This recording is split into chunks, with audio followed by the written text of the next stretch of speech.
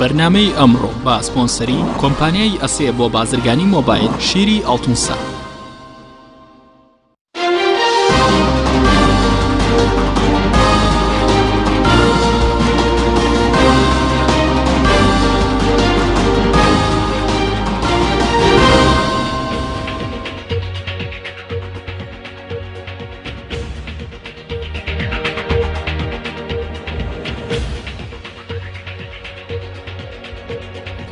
بەناوی خوای گەورە سڵاوتان لێبێت بەڕێزان. لە بازگەی پردەی هێزانامنیەکانی پارتی ڕێگری لە دوو پەرلەمانتاری کوردستان دەکەن بچنە ناو شاری هەولێرەوە. لە کاردانەوەی ڕووداوەکەش لە کۆی 17 فراکسیۆنی پەرلەمانی کوردستان تەنها فراکسیۆنەکانی کۆمەڵ و گۆڕان و بزوتنەوە یەگرت و ئیدانەی ڕووداوەکەیان کرد و 13 فراکسیۆنی تریش بێدەنگیان هەڵبژار. لە سەر ئاستی حیزبە سیاسەکانیش تەنها کۆمەڵی ئیسلامی ئیدانەی ڕووداوەکەی کرد. بە میواندارێک لە بەڕێزان لە ستۆدیۆی سەرەکی دارا محەممەد ئەمین ئەندامی پێشووی سەرکردایەتی کۆمەڵی ئیسلامی کوردستان، هەروەها لە هەولێرەوە عەبدوڕەحمان عەلی ئەندامی فراکسیۆنی گۆڕان لە پەرلەمانی کوردستان تاوتوی ئەم پرسە دەکەین. دا سەرەتادا راپۆرتێک دەبین، دواتر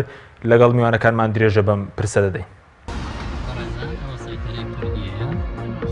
ڕێگریکردن لە سۆران عومەر و عەلی حەمەساڵح لە لایەن هێزە ئەمنیەکانی بازگەی پردێ کاردانەوەی لێ دەکەوێتەوە دوای ئەوەی با فەرمانی مەکتەبی سیاسی پارتی دیموکراتی کوردستان لە 12 تشرینی یەکەمی ساڵی 2015 پەرلەمانی کوردستان پاکخراو ڕێگری لە دکتۆر یوسف محەممەد سەرۆکی پەرلەمانی کوردستان کرا بگەڕێتەوە شاری هەولێر. لە ئێستاشدا هەوڵی بێدەنگکردنی پەرلەمانتارانی کوردستان بەردەوامە. لە کۆی 7 فراکسیۆنی پەرلەمانی کوردستانیش تەنها 4 فراکسیۆنی پەرلەمانی کوردستان ئیدانەی ڕێگریکردنیان لە سۆران عومەر و عەلی حەمەساڵح کرد و 13 فراکسیۆنەکەی دیکە بێدەنگیان هەڵبژارد. هەریەکە لە فراکسیۆنەکانی کۆمەڵی ئیسلامی و بزوتنەوەی گۆڕان و یەکگرتووی ئیسلامی و بزوتنەوەی ئیسلامی لە ڕاگەنراوێکی هاوبەشدا ئیدانەی ڕێگریکردنیان لەو دوو پەرلەمانتارە کرد. ئەو 4 فراکسیۆنە باز لەوە دەکەن تا ئێستا برینی پەخستنی پەرلەمانی کوردستان ساڕێژ نەبووە، کەچی برینێکی دیکەیان خستە جەستەی پەرلەمانی کوردستان با بێڕێزیکردن بە سۆران عومەر و عەلی حەمەساڵح. ئەو 4 فراکسیۆنە داواش دەکەن لایەنە پەیوەندیدارەکان لێکۆڵینەوە لە ڕووداوەکە بکەن و داوای لێبوردن لەو دوو پەرلەمانتارە بکەن و بەڵێنی دووبارە نەبوونەوەی بدەن. بە توندی ئیدانەی ئەو ڕێگریکردن لەسەر ئاستی لایەنە سیاسەکانیش جگە لە کۆمەڵی ئیسلامی کوردستان هیچ لایەنێکی دیکە ئیدانەی ڕێگریکردن لە سۆران عومەر و عەلی حەمەساڵحی نەکردووە. ڕێبوار حەمەد و تەبێژی کۆمەڵی ئیسلامی کوردستان لە لێدوانێکی ڕۆژنامەنووسیدا ڕایگەیاند کۆمەڵی ئیسلامی کوردستان زۆر نیگەرانە و ئیدانی ڕێگریکردن لە سۆران عومەر و عەلی حەمەساڵح ئەندامانی پەرلەمانی کوردستان دەکات و داوا دەکات لێ پێچینەوەی یاسایی لەگەڵ ئەنجامدەرانی ڕووداوەکە بکرێت. وتەبێژی کۆمەڵی ئیسلامی وتیشی ئەم جۆرە کارانە خزمەت بە دەستپێکردنەوەی گفتوگۆی لایەنە سیاسەکان ناکات و ئەو لێکترازانەی لە هەرێمی کوردستان هەیە قوڵتری دەکاتەوە. ڕێبوار حەمەد ئاماژە بەوەش دەکات ئێمە چاوەڕێی ئەوە بووین پەرلەمانی کوردستان کارا بکرێتەوە کە بووەتە پەڵەیەکی ڕەش بە حکومڕانی هەرێمەوە و ئەنجامدانی کاری لەو جۆرە دووبارە نەبێتەوە. شەوی ڕابردوو لە بازگەی پردێ هێزە ئەمنیەکان ڕێگەیان نەدا هەریەکە لە سۆران عومەر پەرلەمانتاری کۆمەڵی ئیسلامی و عەلی حەمەساڵح پەرلەمانتاری گۆڕان بگەڕێنەوە شاری هەولێر.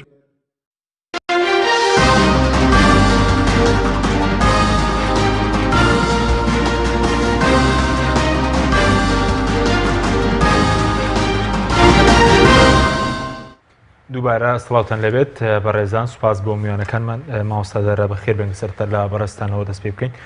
بەڕێستان ڕێگری لەو دوو پەرلەمانتارە چۆن تەفسیر دەکەن و ڕێگری لەو دوو پەرلەمانتارە بۆ شاری هەولێر چمانەیەک لەبارەی دۆخی سیاسیەوە پێمان دەڵێت؟ بەنای خۆی بەخشندەی میهرەبان، سڵاو ڕێز بۆ بینەرانی پێیان. لە ڕاستیدا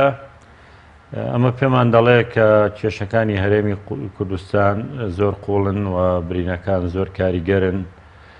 و هەرێمی کوردستان بەردەوام و هەتا ئێستاش بەدەست دوو ئیدارەیەوە دەناڵێنێ و پێمان دەڵێ لە هەرێمی کوردستانە موئەسسات نییە، بەڵکو حیزب حاکمە و حیزب بڕیارەدا و هێزە چەکدارەکانیش کە هەمانن لە هەرێمی کوردستانە هێزی میلیشیاین سەر بە حیزبەکانن. ئەو پێمان دەڵێ کە لێرە ڕێز لە موئەسسات ناگیرێ، لە پێمان دەڵێ کە ڕێز لە ئیرادەی خەڵک ناگیرێ. گێڕانەوەی ئەو دوو پەرلەمانتارە کێشەکە لە کەسایەتی کاک سۆران و کاک عەلی نییە، بەڵکو کێشەکە لەوەیە ئەمە نوێنەری دایان هەزار دەنجی خەڵکی کوردستانن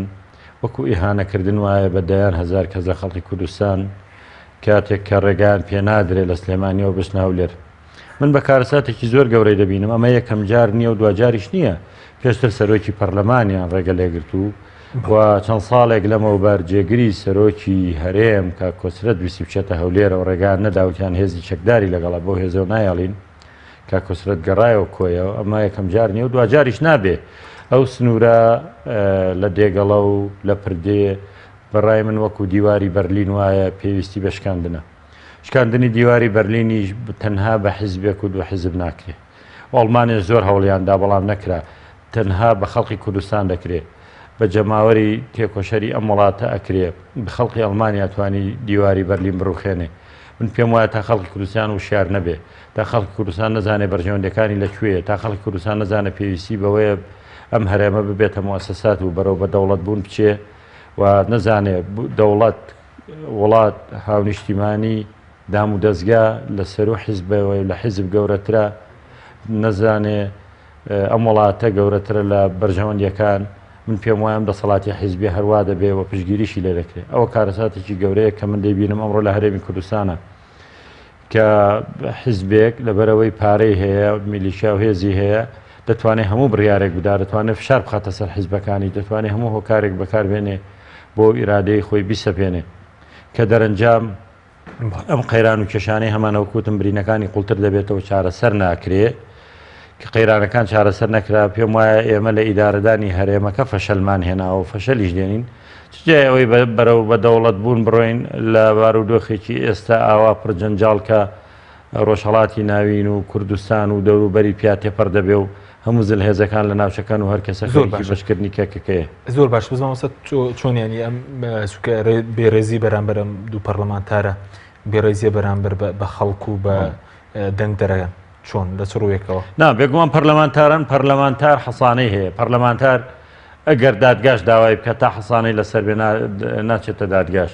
دەبێت پەرلەمان ڕێگا بدا پەرلەمانتار نوێنەری چەندین هەزار کەسێکە دەنگی ئەو دوو پەرلەمانتارە بە 248,000 دەنگیان هەیە بێگومان من پێم وانە لە کەمتریشدا بێڕێزیکردنە بەرامبەر بە 140 بە تەنیا 140,000 کەسەش نییە بێڕێزیکردنە بەو 100,000 دەنگەی کە ئەم چوار فراکسیۆنە هێناویانە کە ئەمڕۆ ناڕزایان دەربڕی چونکە ئەوانە ئەندامی پەرلەمانن ئەندامی پەرلەمان حەسانەی هەیە و دەچنەوە پایتەخت کە هەرێمی کوردستانە ئەگەر ئەم پایتەختی هەرێمە و هی هەرێمە و هی خەڵکی کوردستانە و پەرلەمانی نوێنەرایەتی خەڵکێکا و گەورەترین موسسەی ئەم هەرێمەیە ئەوە بێڕێزیە بە هەموو هەرێمی کوردستان بێڕێزیە بە پەرلەمان بێڕێزیە بە دەنگدەرانی بۆیە لە جێی خۆیەتی بەڕاستی ئەمە هەڵوێستێ لەسەر بکرێەوە من پێشم وایە وەکوتم ئەمە یەکەم جار نییە و دوجاریش نابێت چونکە لە وڵاتی ئەمە موسسات نییە تا ڕێزی موسسە بگیرێ ڕێزی سەرۆکی پەرلەمان نەگیرا و خەڵقیش لە هەر هەمووی بێدەنگ بوو من پێم وایە چاڕوانی خراپتریش بکەین کوردواتەنی لە ئەنجامی بێدەنگی ئەم کردێتەوە ئەڵێ لە کوردەواری ئاڵێن کە پیاوێک لە ماڵە کەڵەشێرەکە دیار نەبوو بە کوڕەکانی وت بڕۆن بۆ کەڵەشێرەکە بگەڕێن و وتیان کەڵەشێرێکی هیچ نێ خۆمان ماندوو ناکەین دوای ماوەیەک بزنێکیان دیار نەماوەتی بزنەکەمان دیار نیە وتیان باوکە ئێمە بۆ کەڵەشێرەکەمان نەپرسیەوە بزن چییە بە دوایە بگەڕێن باوکەکەی وتی نەوەڵام پێم باش هاتن بۆ کەڵەشێرەکە بگەڕێت تۆ باسی بزنەکە ناکەیڵ کەڵەشێر وتی خۆ مەزانم دوای ماوەیە گایەکیان دیار نەما وتی کوڕم چن بە دوای کەڵەشێرەکەی بگەڕێن تیان باوکە گات دیار نییە تۆ کەڵەشێریی وتی ئەگەرۆت خۆی لە کەڵەشێرەکەتان پرسیایەوە ئێستا ئەوانی ترتیان ناچوو ئێمە لە سەرەتاوە بەڕاستی ئەو ڕۆژەی کە نانێژ هاوڵاتی سادە لێرەوە بڕوا بەرەو هەولێر و لە هەولێرەوە بەرەو سلێمانی بێ و کە دوو ئیدارە بوو دوو حیزب و دوو میلیشیا بازووی خۆی یاریان بە مخدراتی میلەتێکە کرد خەڵک لێی بێدەنگ بوو بەمە گەیشت من چاڕوانی خراپتری یەکەم ئەگەر زۆر بەزووی چارەسەر نەکرێەوە عیلاجی بنەڕەتی بۆ نەکرێت چونکە ئەم دوو پەرلەمانتارە لانی کەم زیاتر هەڵوێستەکانیان ڕوون بووە داوای مافی خەڵقیان کردووە مانای وایە هەموو پەرلەمانتارانی تری بە هیچ شێوەیەک پەیوەندی بەوە نییە وامە بڕیارێکی بەرنامە بۆ داڕێژراو بووە چونکە لە دوو حیزبی جیاوازن دەبوو لە گەر کێشەکە لەگەڵ سوێران عومەر بووایە عەلی حەمەد ساڵح بیتوانایە بچێ بەڵام دیارە بەرنامە بۆ داڕێژراو بۆ ڕێگان پێ نادرێکیان بچن و زیاد لە سەعاتێک ماونەوە لە سەعاتێک شایەمازانیم هێزە ئەمنیانە هێزی میلیشیاین سەر بە حیزبن هی موسساتی دەوڵەت نین پەیوەندیەکەن بە بەرپرسەکانی خۆیانەوە و لە سەری سەرەوە دوجار وەڵامەکاتۆ نابێ ڕێگان پێ بدەن و بگەڕێنەوە ئاوا گێڕاویانەوە بۆیە ئەگەر بکرێت دوای پەرلەمانتارانی تریش بە هەمان شێوە بینی ناگەڕنەوە. بەڵێ سوپاس دەکەم ئەگەر بچینە هەولێر لای کاک عەبدوڕەحمان. کاک عەبدوڕەحمان زۆر سوپاس بۆ بەشداریکردن لە بەرنامەکەماندا. سەبارەت بەو ڕووداوەڕاتان چیەوە سەبارەت بەوەش بۆچی لە ئاستی تەنات پەرلەمانی کوردستانیش بێدەنگی هەیە بۆ نمونە لە کۆی 17 فراکسیۆن تەنها 4 فراکسیۆن ئیدانەی ئەم کارەیان کردووە.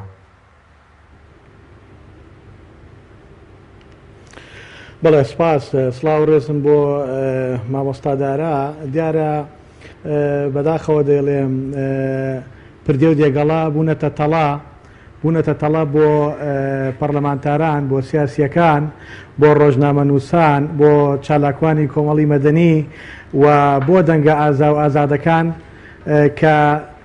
بەڕاستی بۆ تەسنوورێکی زۆر ناخۆش و ڕۆژانە دەبینین حاڵەتی نەخوازرا و حاڵەتی ناخۆش لەو دەواازانە یاخود لەو بازگانە ڕوبەڕووی پەرلەمانتاران و ڕۆژنامە نووسان و چالاکوانی کۆمەلگەی مەدەنی دەکرێتەوە. دیارە ئێمە ئەمڕۆ بەیاننامەیەکمان دەرکردووە و ئیدانەمان کردووە کە 4 فراکسیۆن بووین وەکو خۆت ئاماژت بۆ کرد بەداخەوە دەیڵێم دەبواە لە کۆی 17 فراکسیۆن هەموو پەرلەمانتاران و هەموو فراکسیۆنە جیاوازەکان بە هەموو دەنگ و ڕەنگەکانەوە بۆ هەر حاڵەتێکی لەو شێوازە کە بەرامبەر هاوپیشەکانیان دەکرێت بەهات نایەتە دەنگ و ئیدانیان بکردایە و ئەوانیش بەشدار بوونایە لەو بەیاننامەی کە ئەمڕۆ 4 فراکسیۆنی گۆڕان و یەکگرتووی ئیسلامی و کۆمەڵی ئیسلامی و زوتنەوەی ئیسلامی دەریان کردووە. ئەوە دەکرێت لە خوان بپرسێت بەڵام پێم وابێت دەبواە وەکو عورفێ وەکو ئەوەی کە حاڵەتێکی نەخوازرا و بەرامبەر هاوپیشەیەکیان کراوە هەڵوێستیان بنامدایە و من قەناعەتم وایە ئەم حاڵەتەی کە ئەمڕۆ ڕوویدا دیارە نەیەکەم جارە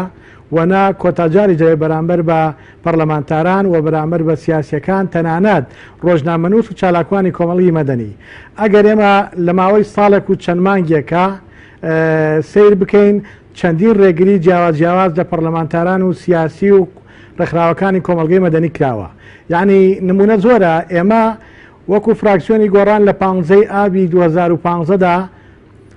15 پەرلەمانتار لە شاری سلێمانی و ویسمان بێنەوە بۆ هەولێر بۆ ڕایکردنی کاروبارەکانمان بەداخەوە لە بازگەی دێگەڵا ڕێمان لێگیرا و بگرا سوکایەتیشمان پێکرا بەداخەوە دەیڵێم ئەوەی کە بەرامبەر پەرلەمانتاران کرا لەوە بەرامبەر هیچ کەسێکی کە نەکراوە و بۆ ئەوە ناشێت هەنێک وشە یا هەندێک هەڵوێست لەوە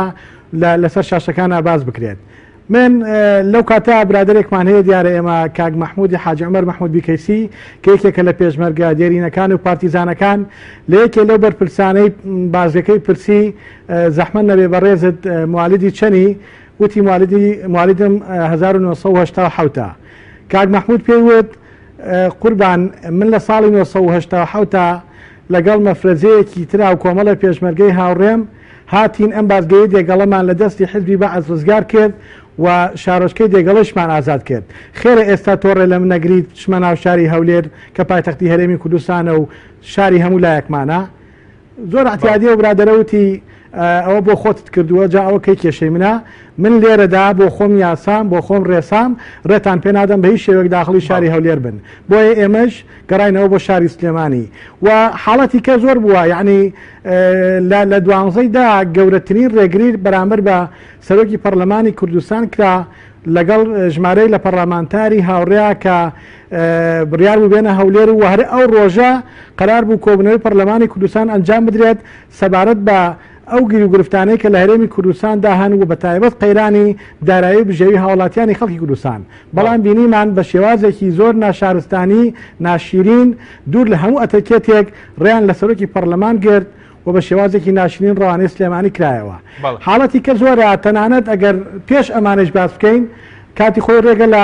بەڕست کاکۆسەتیش کراکە و کات جێگری سەرۆکی هەرێم بوو. بۆیە ئەم ڕێگریانە وەکوتم نەیەکەم جارە و نەدووە جاریش دەبێت و ڕەنگە منیش وەکو پەرلەمانتارە یا هاوڕەکانیشم بە هەمان شێوە ڕێگری جۆراوجۆرمان لێکراوە و ڕێگریەکان بەرامبەر بە زۆربەی پەرلەمانتاری فراکسیۆنەکان کراوە هەر لە فراکسیۆنی گۆڕانەوە تا دەگاتە کۆمەڵی ئیسلامی و یەکگرتووی ئیسلامی و تەنانەت یەکێتی نیشتیمانی کوردستانیش بۆیە زۆر جار هەندێک بیان و یا هەندێک مەحتەل دەکەن لەو بازگانە و جۆرێک لە ئیهانە و سوکایەتی کە ئەمە لە ڕاستیدا بۆ کەرامەت و بۆ شخصیاتی پەرلەمانتار بەکارێکی قورسە من زۆر جار پرسیاریان لێ دەکەم لەو برادەرانە باشە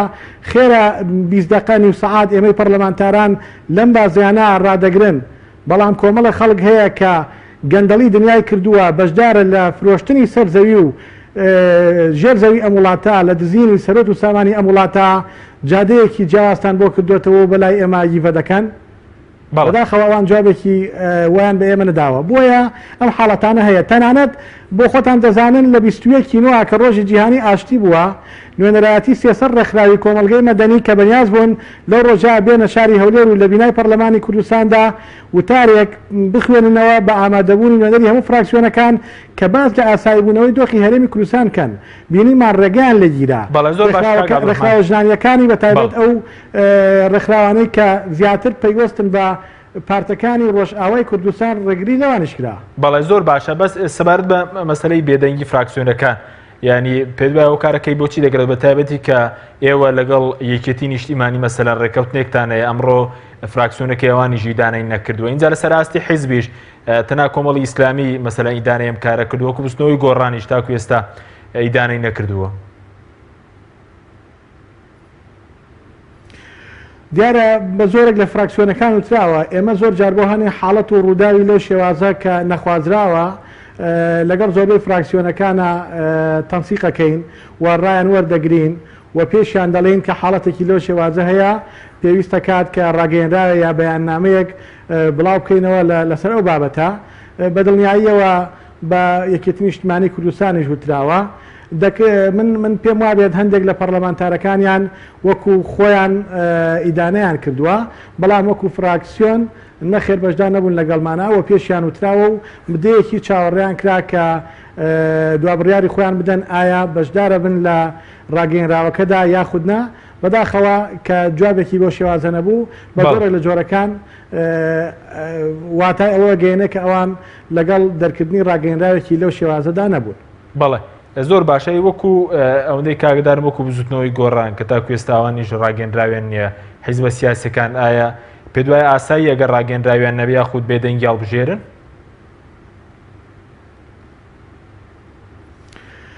بەتەکید بەڕای من ڕاگەیەنرا و بەیاننامە و کۆمەڵێک لەم بابەتانە کیفایەت نییە و دەبێت ئەم شێوازە ڕووداوانە یاخود ئەم ڕووداوە نەخوازراوانە بنبەر بکرێت و ئەمە پێویستی بە چارەسەرکردنێکی ڕیشەیی هەیە دەبێت لە ڕێگەوە چارەسەرێکی بۆ بدۆزرێتەوە چونکە ناکرێت ئێمە لە حاڵەتێکە بەتایبەت لە ئێستادا کە باز لە ئاشتەوایی دەکەین کە باز لە دانیشتنی پارتە سیاسیەکان لە هەرێمی کوردستاندا دەکرێت بەداخەوە حاڵەتی لۆ شێوازە ڕوو دەدات بۆیە پێویستە کات لە دانیشتەکانە لە ڕاستیدا و هەروەها زۆر بە ڕاشکاوی لەگەڵ پارتی دیموکراتی کوردستانە باز لەم حاڵەتانە بکرێت چونکە ئەم کارانەی کە ئەمڕۆ ڕوویدا و دڵنیاشم شتیکەیش لەو شێوازە ڕووەداتەوە ئەگەر بەری پێنەگیرێت پێویستە لە دانیشتەکانە لەگەڵ برادرانی پارتی دیموکراتی کوردستانە زۆر بە ڕوون و ڕاشکاوی باس بکرێت چونکە لە دنیا نەبووە پەرلەمانتار کە حەسانەی هەیە پارێزبەری سەرۆکی پەرلەمان ئەم حاڵەتانی کە لە بازەکانە ڕوویداوە لە هیچ شوێنێکی دنیا ڕووی نەداوە. حەزەکەم ئەوە بە جەنابتان بڵێم کاتی خۆی کە ڕێگە لە سەرۆکی پەرلەمانی کوردستان گیرا لە ڕاستیدا یەکێک لە کۆنسڵگەریەکان کە ئێمە سەردانماکردن لە شاری هەولێر زۆر بە ڕاشکاوی پێیوتین وتی من ماگانە راپۆرت دەنووسم دەینێرمەوە بۆ وڵاتەکەی خۆم باز لە گۆڕانکاریەکان و سیستەمی بەڕێوەبردن و دیموکراسیەت و سەروەربوونی یاسا لەم هەرێمەدا باسم کردووە کە خەریکە لە دەڵەمەیە ڕزگاری دەبێت بەڵام بەڕاستی گەڕانەوەی سەرۆکی پەرلەمان و ڕێگەنەدانی بۆ هاتنی بۆ هەولێر کارێکی کردووە نازانم چی بنووسم و چونکە راپۆرتەکانی پێشوم شێوازێکی کە بوو ئێستا هەرچێک بنووسم پێچەوانەی ئەو راپۆرتانەی کەمە بۆیە ئەوەی کەکرا لە ڕاستیدا عیبەیەکی ئەشگار گەورەیە و دەرخستنی ڕووی ڕاستەقینەی بەرپرسانی ئەم هەرێمەیە کە چارەسەدەیەکە فەرمانڕەوایی دەکەن. بەڵای سوپاس دەکەم دواتر بێم بۆ لای بەڕێستان مامۆستادا ڕێگە بکەم بۆ لای بەرز بوت دێگەڵە و پردێ وەکو دیواری بەرلینی لێهاتووە بێگومان چۆن دەکرێم دیوارە بشکێنرێت ینی پێ دوایان کێ دروستی کردو ئەم دیوارە؟ ئەم دیوارە حیزبی کوردی دەسەڵاتی کوردی میلیشیا دروستی کردووە. ئەو زۆنی زرد و سەوزە تا ئێستا بە هەموو شێوازەکانیەوە هەرماوە بەداخەوەی لێم و ئێمە دڵخۆش بووین بەوەی کە وردەوردە کاڵ بێتەوە نەمێنێ ببێتە مێژوو و مێژوویەک بێ دەرسی لێوەرگرین دووبارە نەبێتەوە. بەڵام بەداخەوە ئەوەی کە دەیبینین ئەوەیە کە وەکوتمان ئێستا من پێم وایە بەمەشەوە ناوەسێت دواتر ڕێگری تریژەکرێ و پێشتریش کراوە بەردەوامیش هەر کەسێک پێچەوانەی سیاسەتی ئەم دوو زۆنی زەرد و سەوزە بێ بە تایبەتی بەرەو هەولێر ڕێگەی پێنادرێ بچێ وەکوی ڕێی پێنەدراوە بۆیە دەبێ ئەم دیوارە بڕوخێندرێ ئەگەر بمانەوە هەرێمی کوردستان هەرێمێکی یەکگرتوو بێ. ئەگەر بمانەوە هەرێمی کوردستان بەرەو بە موسەساتی بوون بڕوا دوجاریش بەرەو بەدەوڵات بوون دەڕوخێندرێ ینی من پێم وایە ڕوخاندنی ئەمە بە تەنیا بە ئیدانەکردن ناکرێ. من بەش بە حاڵی خۆم ئەوە دەتوانین بڵێن بەشێک لە ئەتەکێت و ینی با بڵێن شێوازێکی ڕسمیە بۆ وەڵامدانەوەی ئەو پێشێلکارانەیە کرێ بەیاننامەیەکی ناڕزایی دەردەکرێ و ئیدانە دەکرێت بەس بەڕاستی بە دەرکردنی بەیاننامەیەک و ترۆتۆستکردنی ئەو ڕووداوە ئەمە چارەسەری کێشەکان ناکە. عەرەب 70 ساڵە بەیانی ئیدانە دەرەکەن دژی ئیسرائیل. ئیسرائیل هەر ملی قەویتر و ئەستورتر بۆ هەر دەسەڵاتەکەی محکەمتر و دامەزراوتر بۆ ئەمانی هەر بەهێز و لاوازتر بوون. من پێم وایە گەر هەر کێشەکانی ئێمە ئەم کێشانەی کە دێتە ڕێگری لە سەرۆکی پەرلەمانە کرێ و لە ڕێکخراوەکانی کۆمەلگای مەدەنیە کرێ و لە پەرلەمانتارە کرێ و لە هەر کەسێکەکرێ کە دژی دەسەڵاتی کوردی قسە بکار ڕێگای نیە لەم شار بۆ ئەو شار بڕواگەر بکرێ زیندانی ژەکرێ و لە سێدارەژە درێ و زمانی شیە بڕن. ئەگەر هەموو ئەم کێشانە تەنها بە ئیدانەکردن بەڕێکەین من پێم وایە بەما هیچ کێشەیەک بەڵام هەندێک حیزب هەیە کە تەنها ناتوانێت نەڵەمەوە ڵافلیمانە ئەوەشیان نەکردووە. بەداخەوە لەمەوەش خۆی بە حاڵی هەرێمی کوردستانە حیزبەکان بەشێکیان لەگەڵ حیزبی دەسەڵاتن بە پارەپۆڵی حیزبی دەسەڵات دەژین پشگیریان لێکردووە بەردەوام شەڕی ناوخۆش زۆرێک لەو حیزبانە ئاوا دابش بوون بەسەر زۆنی زەرد و سەوزە هەرێکیان چۆنەڵێ ئەو باڵی بە ئەسۆی با بڵێ شەمبیللاویە کێشا بۆ حیزبەکەی خۆی یا بۆ حیزبەی کە مانگانە موشەیەداتێ ئەگەر تعبیرەکە دروست بێ کاتی خۆی پیانەوتن حیزبی دوکاندار بەشێکی تریان ئەگەر واش نەبن لە پێناو بەرژەوەندەکانی خۆیان ئامادەنین بەیاننامەیەک دەرکەن. من پێم وایە ئەمە پەیوەندی بە حیزبیەوە نییە. من ئەگەر هیچ پەیوەندێکی سیاسیم بە یەکێک لەم حیزبانەوە نەبێ ئەمە بە تاوانێکی زۆر گەورەی ئەزانم. کوێستەکەم ئەمە هەرێمەکەمانە خاتە ژێرمەترسیەوە،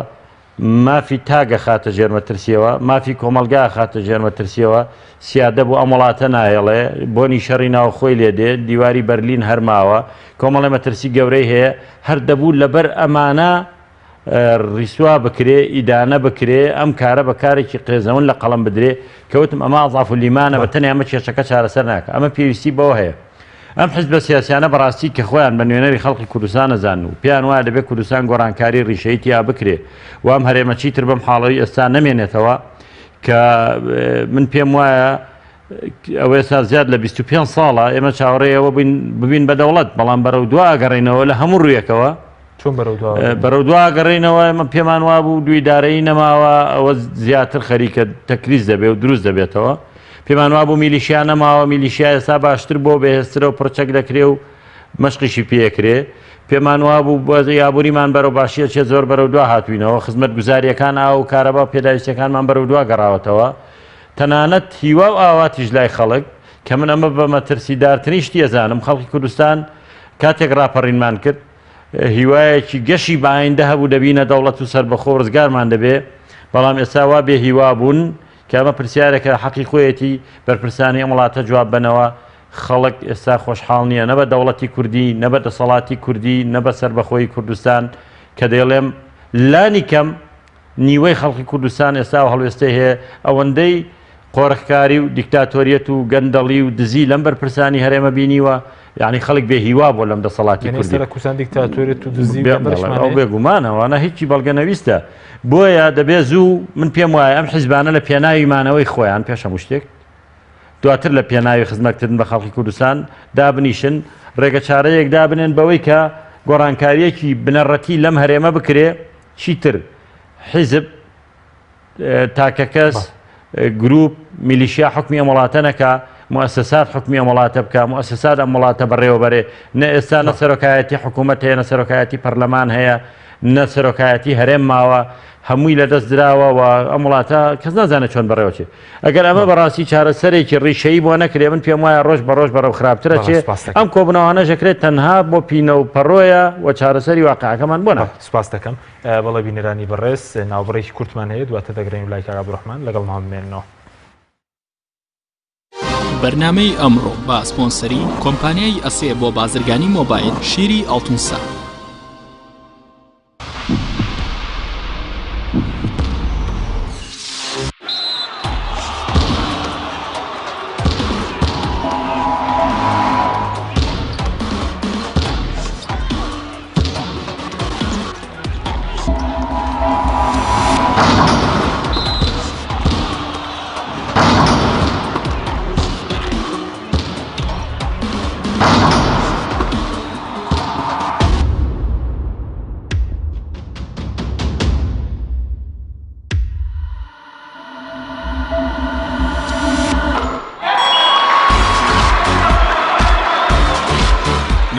سەرکەوتنە گەورەیە تەنها شیری وشکی ئاڵتونسای تەمێکی ڕاستەقینە و 100% سروشتی نۆشی کە و هەمیشە بە بەهێزی بمێنەرەوە.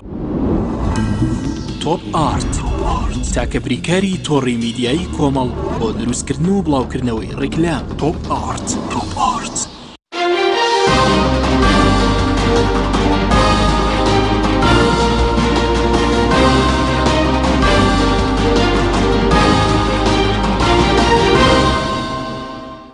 دووبارە سڵاوتان لەبێت بەڕێزان. کاک عەبدوڕەحمان ئەگەر بڕێنەوە لای بەڕێزتان سەبارەت بە مەسەلەی بوونی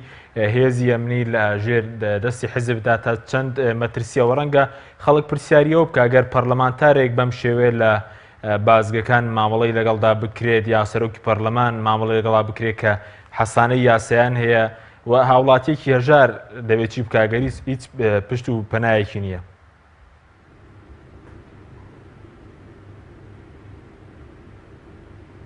بەڵێ دیارێکێ لە کێشە هەرە گەورەکان کە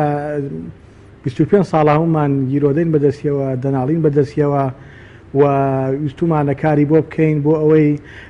هێزەکان لە ژێر هەیمەنەی حیزبەکان ڕزگار بێت بەڵام بەداخەوە تا ئێسێشی لەگەڵا بێت نەتوانراوە ئەو بابەتە چارەسەر بکرێت بۆیە ئەتاوەکو هێزە ئەمنیەکان لە ژێر سوڵتەی حیزبەکان دابن و لەژێر فەرمانی بەرپرسە حیزبەکان دابن لە ڕاستیدا حاڵی هەرێمی کوردستان لە ئێستا خراپتر دەبێت باشتر نابێت و بە دڵنیاییەوە ئەمە بەڕاستی ئاماژەیەکی ترسناکە بۆ کۆی کۆمەلگای کوردی کە بەرامبەر پەرلەمانتار و بەرامبەر ڕۆژنامەنووس و ڕێکخراوی کۆمەلگەی مەدەنی حاڵەتی لەو شێوازە ڕووبدا دەبێت هاوڵاتێکی ئاسایی چی بەرامبەر بکرێت بۆیە قسە لەسەر ئەوە دەکەین پێویستە ئەم هێزانە لە ڕاستیدا ناوی دەنین بە نیشتمانی بکرێت و چی دیکە لەژێر دەست و لەژێر فەرمانی حیزب کار نەکەن وەکوتم ئەمە نەتیجەی ئەوەیە کە هێزەکانمان تا ئێستا بەداخەوە دێڵێم بە بڕیار و بە فەرمانی بەرپرسی حیزبەکان جوڵیان پێ دەکرێت بۆیە ئێمە زۆر هەوڵماندا لە ڕاستیدا یەکێ لە ئامانجەکانی ئێمە کە هاتینە ئەم کابینەیەوە ئەوە بووە کە هەوڵ بدەین هێزەکان بکەین بە هێزی نیشتیمانی و ئینتیمای خاک لەسەر و هەموو ئینتیمایەکەوە بێت ئینتیمای حیزبی کاڵ بکەینەوە بەڵام بەداخەوە لە ماوەی 23 ساڵی ڕابردوودا هێندە کار کرابوو بۆ بە حیزبیکردنی دام و دەستگاکان بە حیزبیکردنی هێزە ئەمنیەکان و زۆر بەداخیشەوە دەیڵێم هەمومان دەبینین لە ئێستایشا کە هێزی پێشمەرگەی کوردستان کە هێزێکی قارەمانن و لە ئێستا کە ئێمە قسە دەکەین لە بەرامبەر سەرسەختترین یاتی تاریکترین گروپی تیرۆریستی وەستاونەتەوە دەجەنگن لە ڕاستیدا بەداخەوە دەڵێم ئەمانەش بەشێکیان تا ئێسەیش نەتوانراوە بکرێنەوە بە یەک و تا ئێسەی لەژێر دوویەکە کە یەکەی هەفتا و یەکەی هەشتایە کار دەکەن بۆیە ئامانجمان بووە و هەوڵیشمان داوە بەڵام بەداخەوە ناوەڵەکان سەرکەوتوو بوونتیایە و نەتوانراوە ئەو هێزانە لەژێر هەیمەنەی حیزبەکاندا ڕزگار بکرێت و ئەمە پێویستی بەکارکردن هەیە بە ڕۆژ و دوو ڕۆژ چارەسەر ناکرێت بەڵام بەداخەوە لە هەرێمی کوردستاندا ئێمە لە پەرلەمانی کوردستان کۆمەڵێک هەوڵ و تەقەلای باشماندا و خۆشمان دەزانین و هەموو لایەکی دەزانێت پەرلەمانی کوردستان سبەینێ دەکاتە ساڵێک و 3 مانگ کە پەخراوە و پەخستنیشی لە ڕاستیدا بۆ ئەوە بووە کە دەستی بردووە بۆ کۆمەڵێک مەلەفی گەورە گەورە و هەوڵی داوە هەرێمی کوردستان دامەزراوەکانی هەرێمی کوردستان بکرێنە دامەزراوەیەک کە لە بەرژەوەندی باڵای خەڵکی کوردستان کار بکات بەڵام بینیمان چیان لێ کرد بۆیە لەم هەرێمی کوردستانە بە بڕوایان ئەوەی پێت بۆ دامەزراوەکانی حکومەتی هەرێمی کوردستان بە ئاسانی ڕێی پێ نادرێ و بگرە ڕێشی لێ دەگیرێت و وەکو پەرلەمان چۆن لە کار خرا لە کاری دەخرێت زۆر باشە بەس کاک عەبدوڕەحمان بەڕێز پێشتر باس لە مەسەلەی ئەوەی کە کۆنسوڵێک نەیتوانیوە مەسەلەن چۆن نەیزانێت چۆن یادداشتەکانی بەرزکاتەوە بەڵام بۆ ئاز ناکە ئێستا بۆ نمونە لە ئاستی پەخستنی پەرلەمان لە ئاستی ڕێگری لە پەرلەمانتارن ینی لە کاتێکا وڵاتانە باسی سەروەری یاسا دەکەن بێدەنگێکی گەورە هەیە بەرامبەر بە پەخستنی دامەزراوەکان بەرامبەرەوەی کە سەربازێک ئاسایشێک بتوانێت ڕێگری لە سەرۆکی پەرلەمان لە مەسەلەی پەرلەمانتاران بکات.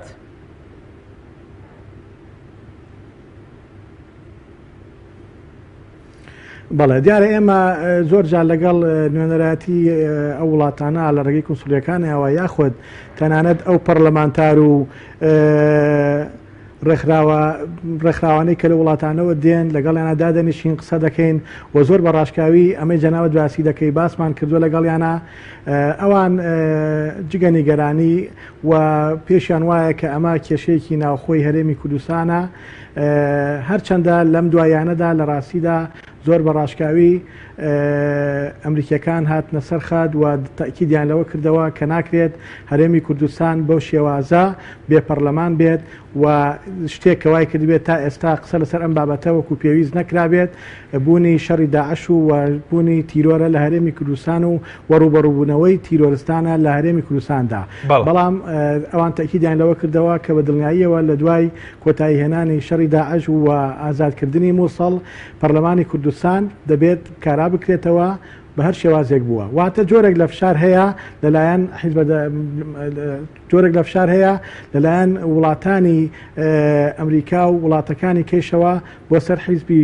باڵادەست کە ئێستا لە شاری هەولێرا پارتی دیموکراتی کوردستانە تاکو چیتر پەرلەمانی کوردستان بۆ شێوازە پەخراویە نەمێنێتەوە. زۆر باشە بەس لە ڕووی ئەوەی کە وتت پارتی باڵادەستە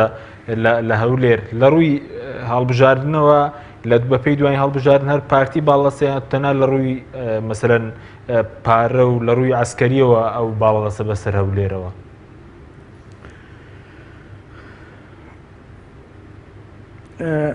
بەداخەوە هەمومان واقعەک هەیە لە هەرێمی کوردستاندا واقعەک دروست بووە کە دەبینین ڕاستە لە هەولێرە هەموو حیزبەکان دەنگی باشیان هێناوە و ئێمە بۆ نمونە وەکو بزوتنەوەی گۆڕان نزیکی 120,000 دەنگمان لە سنووری پارێزگای هەولێرا هێناوە یەکێتی نیشتیمانی کوردستان کۆمەڵی ئیسلامی نزیکی 70,000 دەنگیان هێناوە و یەکگرتوو هەموو حیزبەکانیش دەنگیان هێناوە بەڵام لە هەرێمی کوردستاندا لە ئێستادا بەهۆی زاڵبوونی یاخود بەهۆی کۆنتترۆلکردنی ئەم ناوچەیە بەتایبەت لە بواری سەربازیدا لە ڕاستیدا دەکرێت بڵێن لە سنووری پارێزگای هەولێر و دووهۆکە وەکو دوو ئیدارەیەکی جارانی لێ هاتوۆتەوە پارتی دیموکراتی کوردستان بەرپرسە لە هەموو ئەو ڕووداوانەی کە ڕوئەدا بەرامبەر بە هەموو پێش هاتەکان یاخودە حاڵەتانی کە دوێنێ شەو بەرامبەر بە پەرلەمانتارانە کراوە بۆیە هەولێر شاری هەموو لایەکە و پایتەختی هەرێمی کوردستانە و مڵکی هیچ لایەنێک نییە بەتەنها و تاپۆ نیە لەسەر هیچ حیزبێکی سیاسی بەڵکو هەولێر پایتەختی کوردستانە و هەمووشمان بۆمان هەیە شانازی پێوە بکەین بەڵام لە ئێستادا زروفێک دروست بووە بارودۆخی دروست بووە کە پارتی دیموکراتی کوردستان دەستی گرتووە بەسەر سەرجەم جمگەکان جمگە سیاسیەکان کارگەریەکان و ئیداریەکان و داراییەکانی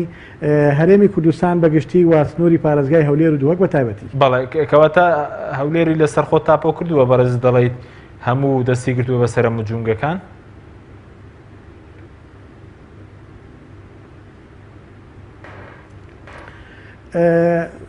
ئەگەر سەیری کەین بە واقعی لە هەولێرە ئێستا پارتی دیموکراتی کوردستان باڵا دەستا و هەمووشمان باش دەزانین کە ئەو لایەنانەی کە ئێستا لە حکوومەتی هەرێمی کوردستاندا بەشدارن لە ڕاستیدا بەشداریەکان بەشداریەکی ڕووکەشانەیە و نانتوانیوە ئەگەر سەیری دانیشتەکان بکەین یاخود سەیری کۆبنەوەی ئەنجومەنی وەزیران بکەین لە ئێستادا پارتی دیموکراتی کوردستان کۆنتترۆلی کردووە ئەوان خۆیان کۆمەڵێک وەزارەتیان لابووە سەرۆکی حکوومەتیان لایە کۆمەڵە دەستیان لایە و وەزارەتەکانی بزوتنەوەی گۆڕان کە پشکی بزوتنەوەی گۆڕان بووە ئەوان پڕیان کردوێتەوە بەواتەیەکی کە ئێستا حکوومەتی هەرێمی کوردستان بەگشتی کە 4 حیزب جگە پارتی دیموکراتی کوردستان و بستنەوەی گۆڕانی شەو بەشداریمان تێدا کردووە کە ئێستا ئێمە لە ڕاستیدا بە فەرمی بە ڕسمی لەناو حکوومەتتان نین بەڵام ئەو سێ لایەنەی ترکە هەن پێم وابێ بەشدارێکی ڕووکەشانەیە و نەتوانراوە لە دانیشتەکانە بە تایبەت سبەینێ دانیشتنی ئەنجومەنی وەزیرانە زۆر ئاساییە وەزیری لایەنەکانی کە بە سەرۆکی حکوومەتی هەرێمی کوردستان بڵێن کە ناکرێت هەرێمی کوردستان بەڕاستی بەو شێوازە ناشرین بکرێت کۆمەڵێک ڕوودا و کۆمەڵێک ئەو ڕوودا و پێشاتانەی کە ڕوو دەدەن بۆ سەر شانی هەرێمی کوردستان ئەبێتە عیبەیەکی گەورە. بەڵای سپاس دەکەم مامۆستاڕێک بگەڕم بۆ لای بەڕێز سوار دەوەی کە هەولێر لە ڕوویەوەی کە پایتەختی هەرێمی کوردستانە مەسەڵەن بارگەکەی حکوومەت و پەرلەمان و کۆنسڵ وڵاتانیش لەوێ دەکرێت ینی بەم جۆرە مامەڵە بکرێت کەسێک کە لەگەڵ حیزبێک مەسەلەن ناکۆکیە بوو یاخود بەڵی ئەو نەبوت ڕێگری لێ بکات بچێت بە هەولێر؟ نا بە هیچ شێوەیە گوتمانەمە پێشەلکارێکی یاساییە و کارێکی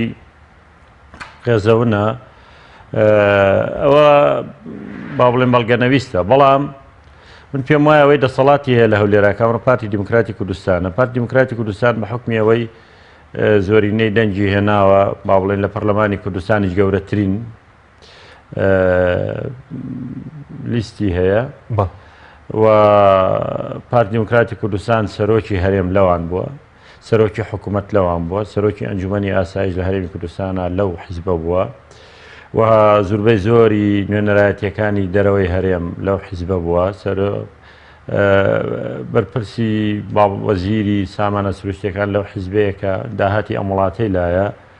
و بەرپرسی پەیوەندیەکانی دەرەوە لە پارتی دیموکراتی کوردستانە ئەمە هەموو جمگە حەساس و گرنگەکانی ئەم هەرێمن بۆیە پارتی دیموکراتی کوردستان دەرفەتێکی باشی لەبەردەستا بووە کە ئیدارەیەکی سەرکەوتووی ئەم هەرێمە بدە بۆ ئیدارەیەکی سەرکەوتوو بدا بۆی موسسات هەبێ لە وڵاتە وەزیر بێ پەرلەمان بێ پەرلەمانتار بێ بەپێی دەستور بەپێی یاسا لە هەرێمی کوردستانە دەسەڵاتی پەرلەمان دیارە هی وەزیر هی حکوومەت دیارە ئەبوو هەموو ئەمانە دیار بێ بەڵام بەداخەوە لەم جارێکتر حیزبیانە مامەڵاکەن ئەو ڕۆژەی کە کۆبوونەوە حیزبیەکان دەست پێەکەن بۆ چارەسەری کێشەکان لە بارودۆخێکی ئاوا هەستیارە دەبوو بە هیچ شێوەیەک بەرپرسانی پارتی دیموکراتی کوردستان ڕێگە نەدەن بەوەی کارێکی ئاوا ڕووبدا کە کاریگەری خراپیە بێ وەسە دانیشتەکان ئەمە پێمان دەڵێ کە دانیشتەکانیش بێ نەتیجە بن ئەگەر هەموو ڕێژە کۆبینەوە ئەگەر لە حساسترین کاتیشا کۆ ببینەوە ئەگەر هەرێم بە بارودۆخێکی زۆر ئەستەما بڕوە ئێمە سوورین لەسەرەوەی کە بەدڵمان نییە نابێتە هەولێر و ئەمە جارێکتر پێمان دەڵێ کە هەرێمی کوردستان وەکتم کە موسسات نییە حیزب هەیە میلیشیات حکومیەکە ئەم میلیشیانە 25 ساڵە لە هەرێمی کوردستانە هێزی چەکدار هێزی حیزبیە حزب تعینیەکە حزب پارەیەداتێ بە ئاسانی ئەم هێزی چەکدارە ناکرێتەوە بە هێزێکی موسساتی چۆ پەروەردەی حیزبابێت سەر لە نوێ بەڕبۆچوونی من داڕشنەوەی بۆ بکرێ ئەوەش کارێکی ئاسان نییە چکە بە حیزبی کراوە و ئەمەش هەڵەیەکی کوشندەیە گەر پێمان وابێ حیزبەکانمان بەهۆی هێزی چەکدارەوە دەمێنەوە بەعسیەکان هاتنە سەر حکم لە عێراقا جێشێکی نیشتیمانی هەبوو بەڵام هەوڵیاندا هەر لە سەرەتای هاتنی ئەحمەد حەسەن بەکرەوە کە چۆن ئەم جێشە بکەنە جێشێکی حیزبی سەرەتا بە ئەستەمیان زانی بەس بەڕاستی من لە هەندێک وەسایق و دۆکمنت تاقریباً سەدام حوسێن سوور بوو لەسەرەوەی کە حیزبی بەعس هەوڵدا سوپای عێراق بکاتە حیزبێکی بەڵێ سوپایەکی حیزبی و کردیشیان هەرچی بەرپرسەکانی بەرپرسی یەکەکانی سەربازی بوو هەمویان کرد بە بەعسی دواتریش لەگەڵ هەرێکەیەکی سەربازی مەسئولێکی حیزبیاندانا بە ناوی تەوجیهی سیاسی دواتر هەموو هێزە چەکدارەکان بوونە حیزبی ترمەجالی تیانەما هێزێکی زەبەلاحی چەکدار لە وڵاتە بەرگری لە حیزبی بەعسە کرد ئێمە گەر پێمان وابێ حیزبی سیاسی کوردیش ئەو سیاسەتە پەیڕەوەکە هێزی چەکداری زەبەلاحی هەبێ هی دەوڵەت نەبێ حیزب بێ نەتیجەکەی وەکەوەی عێراقە کە دوای نەمانی خۆشیان وڵاتەکە ئاوای لێ هات لە کوردستانە نابێ وەردەین ئێستا سەردەمی دیموکراسیەتە سەردەمی دروستبوونی موسساتە هەمومان دیعایەواکەن دڵسۆزیمان بۆ حیزبەکانمان بۆ کوردستانەوەیە بەڕاستی ئەم وڵاتە بکەین وڵاتی موسسات بین لەگەڵ حیزبەکانی تر دانیشین پێک بین چارەسەری کێشانە بکەین ڕێگە نەدەین ئەم کارانە دووبارە بچوونی ئێستا دامەزراوەکان و لەژێر بارمتە و کۆنتترۆڵی حیزبدا بێگومان هەموو دامەزراوەکان یعنی حیزب دەتوانێت پەرلەمان پەکخە بەبێ هیچ کۆبوونەوەیەک بڕیارێک درا لە ژوورێکە و سەرۆکی پەرلەمان و پەرلەمان داخرا بڕیارێکە درێ لە ژوورێکە پەرلەمانتارەکان بگێڕنەوە وەزیرەکان ئەگەر ویستی حکوومەت بە دووسێ مانگ جارێک کۆ بێتەوە نەویست کۆ نابێتەوە کۆش ببنەوە من حەزەکەم یەکێک لە وەزیرەکانی حکوومەتی هەرێم یا با بڵێن زۆرینیان بێن پێم بڵێن داهاتی ئەم هەرێمە لەکوێ ڕۆژانە ئاگادارن چەندنەوە دەفرۆشرێ بە چەند ئەفرۆشرێ بەچی ئەفرۆشرێ چەندی دێتەوە پێمان بڵێن بۆ هەرێم 20 میلیارد قەرزار ئەم قەرزانە چۆن کراوە لەکوێ بە ئەوانە ئیدارەی ئەم وڵاتە وەزیرەکان بەڕێوەی بن کە بۆ ئەنجومەنی وەزیران پێکەوە میشە بکە لەبەرەوە لەم وڵاتەی ئێمە موسساتەکان پەچی خراوە ئەگەر نەشێتەوە تایم من وەکو پێم وتی هەرێمەکە ڕوبەڕووی مەترسیەکی گەورە ئەبێتەوە ڕوبەڕووی دوو ئیدارەیە بینەوە ڕوبەڕوویەوە بینەوە نابینەوە بە دەوڵەت ڕوبەڕوویەوە بینەوە ئەو ناحەزانی کوردستان ئێستا لە بەغداوە هەڕەشەمان لێکن دراوسەکانمان هەموو جێگای مەترسین یعنی هێزەکانیان یا لە ناو هەرێمن یا لەسەر سنوورەکانن زۆر باشە بەڵام ڕەنگە بۆ چوونی شێوە لە بەبێ دامەزراوە توانین وڵات بەڕێوەبەرێن ئەو پەرلەمانیش نییە و نابڕاستیەوە وڵات بەڕێوەبردن نییە لە وڵاتێکا لە شەو ڕۆژەکە 6 ساعت کارەبانە بێ وڵات بەڕێوەبردن نییە موچە نەبێ ڕبع موچە هەبێ و پێناڵن ناوە من هەم جارە لە مامە پینە و پەڕۆیە ئەوە بەڕێکردنی کاتە خەڵکی کوردستانی ئەگەر لەبەرەوە نەبێ هەرێمی کوردستان لەژێر مەترسیەکی گەورەیە و شەڕی داعش هەیە و شەڕی ناوخۆمان دیوە و داگیرکەر و کاولکاریمان دیوە و براکوژیمان دیوە من پێم وایە خەڵکی کوردستانی ئەم حاڵەتە قبوڵ ناکە چکۆ کووتمان ئەمەی ئێستا هەمانە تۆ خوێندن نەبێ کارەبا و خزمەتگوزاری نەبێ موچە نەبێ لە سەرمای زستانان نەوت نەبێ و محەویلەی گەڕەکەکە ئەگەر سووتێک کەس محەویلەیەکی تیان نەبێ هەموو دایرەی کارەبا ئەگەر بیانە پێداویستێک بۆ بەڕێوەبەرایەتێک بکرن بڵێ بودجەمان نییە یعنی ئەمە حاڵی وڵاتەکەمان بێ و لە هەموو لایەکیشەوە هێزەکان ئاوا چاویان بڕی بێتە هەرێمی کوردستان ئەمە هەرێمەکەمان بێ و لە ناوخۆشە حیزبەکان ئاوا ناکۆک و ناتەبابن و ئاوا سوکایەتی بە نوێنەری خەڵک بکرێ بە ئەندامانی پەرلەمان بکرێ بە ئارزووی خۆیان چەکدارێک بێ ئیهانەی بکە و ڕێگای لێ بگرێ و بیشی گەڕێنێتەوە من پێم وایە من نە موسسات هەیە و نە دەوڵەتی وا بەڕێوات زۆر باشە پێ دوای لە شوێنێکدا وێنەی ئەوە هەیە کە چەکدارێک بتوانێت سەرۆکی پەرلەمان بگێرێتەوە پەرلەمانتار بگێرێت لە هەر وڵاتێکە حیزب و میلیشیا حکمی بکات لە سۆمالی شتیوا بۆ لە ئەفغانستانی شاهەیە لە کوردستانی شاهەمانە و ئێمەش بەڕاستی بۆمان دەرکەوت کە کوردستانی لە نوێنەی ئەو وڵاتانەیە وڵاتێکی وەکو سۆمال و ئەفغان و ئەو وڵاتانەی کە میلیشیا حکمیانەکە و دەوڵەتی تیانە و سیادەی قانونی نییە ئاوە سوکایەتی بۆ خەڵکە ئەکرێ و دوای یاسا نەماوە ئێستا من بە هیچ شێوەیەک ئەندام پەرلەمان ڕائەگیرە سارەکەی ئەپشکێندرێ ئەگەڕێندرێتەوە بەڵام بەرپرسێکی حیزبی ئەگەر پلەکەشی نزم بێ هێڵێکی تایبەتی خۆی هەیە خەتێکی خۆی هەیە ڕێک سارەکەی دەربازیاتر ڕێزیگیری هەموو کاتێک بچووکترین بەرپرسی حیزبی بڵێ هەموو کاتێک بچووکترین بەرپرسی حیزبی ڕێزی زۆرتر لە پەرلەمانتار و لە وەزیر و لە بەرپرسانی وڵاتە ئەگەر حیزبی نەبن ئەو وەزیر و پەرلەمانتارانەش کە ڕێزیان دەگیرێت لەبەرەوەی بەرپرسیارەتی حیزبیان هەیە جینا سوکایەتی باوانەش دەکرا بەداخۆی لە ئەوە کێشەی وڵاتی ئێمەیە و من پێشم وایە تا کۆمەلگا و شار نەبێت تا حیزبەکان خۆیان نانەوێت خەڵک و شارکەنەوە چارەسەری ئەم کێشەیە بکەن ئەم بارودۆخەوە بە ئاسانی چارەسەر نابێت بەرەو خراپتری جاڵ سپاس دەکەم کاک عەبدوڕەحمان ئەگەر بڕێنەوە لای بەڕێزتان سەبارەت بەوەی کە ئەم جۆرە کارانە تا چەند دەبێت هۆی ئاڵۆزکردنی زیاتری دۆخی هەرێمی کوردستان و سەبارەت بەو گفتوگویانش کە وا بڕیارن جارێکی تر دەست پێ بکەنەوە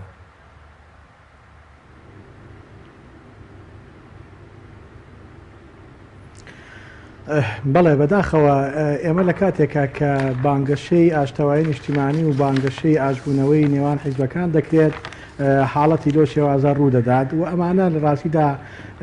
مانەوێت نەمانەوێت نیشانەیەکی گەورەی پرسیار لەسەر ئەو قسانە دروست دەکات یا ئەو دروشمانە دروست دەکات کە لەلایەن پارتی دموکراتی کوردستانەوە لە 21 یانزەوە لەلایەن خودی بەرزانیەوە ڕاگەێنراوە بۆیە ئەگەر لە هەرێمی کوردستاندا نیەت هەیە بۆ ئاشتەوایی نیەت هەیە بۆ پێکەوە ژیان لە ڕاستیدا دەبێت زمینە سازی دروست بکرێت نەک بە شێوازێکی کار ڕێگە لە پەرلەمانتار و ڕێگە لە بەرپرسان بکرێت و تەنانەت لە شاری هەولێریش یعنی ئێمە لێمان تێک نەچێت تەنها ڕێگری نەبووە لە پەرلەمانتار و بەرپرسە جیاوازەکان لە بازگەکانە یعنی لە شاری هەولێرە بۆ خۆتان دەزانن لەگەڵ پەخستنی پەرلەمانە مدەیەکی زۆر هەردوو نووسینگەی کەناڵی KNN و کەناڵی NRT ڕێگەی لەگیرە ینی من پێم سیر بوو زۆر بەلامەوە سیر بوو جارێکیان لە حوشی پەرلەمانە لە دوای پەخستنی پەرلەمانە کۆنگرەیەکی ڕۆژنامەنووسین بینی لە ڕاستیدا زۆر من بۆ خۆم شەرمم دەکرد کە کەناڵی عالمی فارسی لەوێ بوو و ئەنادۆڵی تورکی لەوێ بوو جەزیرەی عەرەبی لەوێ بوو و کەناڵە ئینگلیزە جیاوازەکان لەوێ بوون بەڵام تۆڕی هەواڵی کوردی لەوێ نەبوو کە ئەمە جێی پرسیارە لە ڕاستیدا و هەر بۆ خۆشتان یعنی بۆ خۆتان ئێوە وەکو دەستگای وەکو ڕاگەیانی پەیام لە ئۆپراسیۆنی شنگالە ڕێتان لە گیرە ڕێ لە کەناڵەکانی کە گیرە جگە لەو کەناڵانی کە لە پارتی دیموکراتی کوردستانەوە نزیکە ڕێگە بە هیچ کەناڵێکی کە نەدرا تەنانەت لە پرۆسەی ئاسادکردنی موسڵیشا لە ڕاستیدا خەتی سووریان بۆ کۆمەڵێک کەناڵ دانا هەتا لە هەولێرە کۆمەڵێک دیبیت و کۆمەڵێک کۆنفرانسات و شت ڕێ لەگیرا ینی لە ڕۆژی پێش ساڕۆژی پەخستنی پەرلەمانەواتە لە یانزەی دەی 2016دا دەستگای ستاندار لە شاری هەولێرە دیبیتێکی ڕێست بوو بۆ نوێنەری هەر پێنج لایەنە سەرەکیەکە دیبیتەکە زۆر تایبەتیش بوو بە مەسەلەی یەکگوتاری حیزبە کوردیەکان لە دوای شەڕی داعشەوە بەڵام ڕێیان لە گیرە تەنانەت بە وتەی بەرپرسی دەستگای ستاندارد بەرپرسانی ئەمنی پیان وتبوو ئێمە نەک بە ئەنجامدانی سیمنارۆک و دیبیتێکی لەو شێوازە ئامادەنین لە بەهەچیشا لەگەڵ حیزبانە کۆبوونەوە دانیشتکەین بۆیە لە هەرێمی کوردستاندا ئێمە جگە قەیرانە جۆرەکان کە مامۆستا ئاماژەی بە هەنێکیان کرد ئێمە قەیرانی متمانەمان هەیە قەیرانی یەکریزی نیشتیمانیمان هەیە قەیرانی یەکتر قبولکردمان هەیە بۆیە هەتاکو متمانە نەگەڕینەوە لە نێوان حیزبە سیاسیەکانە لە نێوان کۆمەڵانی خەڵکی کوردستانە لە نێوان ڕێکخراوەکانی کۆمەلگەی مەدەنیا بەڵێ زۆر سپاس دەکەین ناتوانین بەڵێ زۆر سپاس بۆ بەڕێز کاک عەبدوڕەحمان عالی ئەندامی پەرلەمانی کوردستان کە بەڕێزیان لە هەولێرەوە لەگەڵمان بەرە زۆر سپاس بۆ بەڕێز دارا محەممەد ئەمین ئەندامی پێشووی سەرکرداتی کۆمەڵی ئیسلامی کە لە ستۆدیۆی سەرەکی لەگەڵ مام سپاس بۆ بینەرانی بەڕێز سپاس بۆ هاوکارانم تا بەرنامەیەکی تر خواتان لەگەڵ